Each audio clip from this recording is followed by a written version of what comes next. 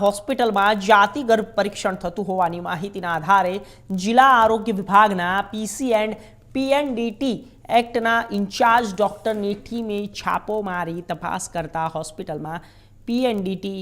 એક્ટનો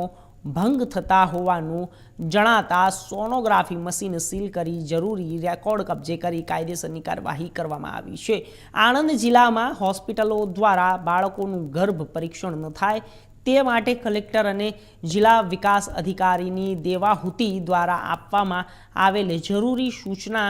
માર્ગદર્શન મુજબ મુખ્ય જિલ્લા આરોગ્ય અધિકારી ડૉક્ટર પિયુષ પટેલ દ્વારા આણંદ જિલ્લામાં પીસી એન્ડ પીએનડીટી ભંગ થાય છે કે કેમ તે અંગે જરૂરી તપાસણી હાથ ધરવામાં આવી। ડૉક્ટરની ટીમ બનાવીને ખાસ ઝુંબેશ શરૂ કરવામાં આવી અને અંતર્ગત પીસી એન્ડ પીએનડીટીસી એક્ટના ઇન્ચાર્જ ડૉક્ટર રાજેશ પટેલની ટીમ દ્વારા આકસ્મિક રીતે પેટલાદ ખાતેના ગાયકોનોલોજિસ્ટ અને ડૉક્ટર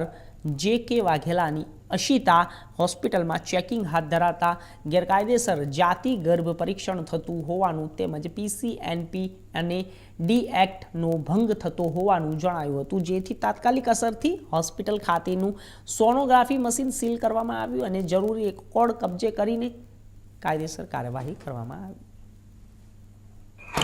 સર, પેટલાદની અંદર ઈશિતા હોસ્પિટલમાં સોનોગ્રાફીનું મશીન સીલ કરવામાં આવ્યું છે, શું છે સમગ્ર વિગતો?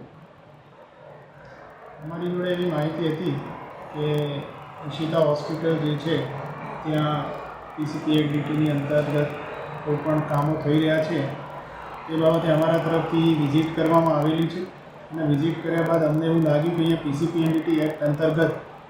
जे भंग थई रह्यो छे ए बाबते अमारा द्वारा ए सोनोग्राफी मशीन सील करवामां आवेल। શું ભંગ થઈ રહ્યો હતો એની અંદર પર્ટિક્યુલર ગણવામાં આવે તો? એમાં ઘણી બધી બાબતો હતી, અલગ અલગ છે, કોઈ ડોક્યુમેન્ટ રિલેટેડ હતી, થોડું ઘણું અમારે